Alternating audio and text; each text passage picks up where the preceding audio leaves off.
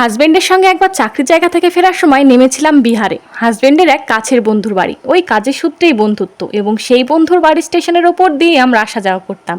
তাই হাজবেন্ডের বন্ধুর এবং ওনার ফ্যামিলির লোকের রিকোয়েস্টে পোস্টিং আসার ঠিক আগের ছুটিতেই আমরা বিহারে নামি। তবে নতুন জায়গা হলেও আমাদের একটু অসুবিধাই পড়তে হয়নি, কেননা বিহারের রান্নাবান্না, অতিথি আপ্যায়ন প্রায় অনেকটাই বাঙালিদের মতো। ছিলাম ওই 3 দিন মতো।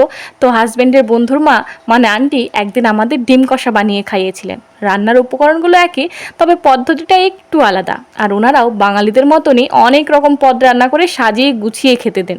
সব রান্নাগুলোই কিন্তু খুব সুস্বাদু ছিল, তবে ডিম কষাটা যেন প্রাণ জোড়ানো ছিল।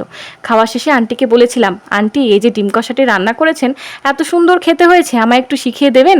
উনি আমার কথায় খুশি হয়ে পরের দিন আমায় রান্নাঘরে ডেকে আবারও সেই ডিম কষা রান্না করেন আর সুন্দর করে আমায় বুঝিয়ে দেন। আজও সেই ডিম কষা বানাতে গিয়ে আন্টির কথা কিন্তু খুব মনে পড়ে।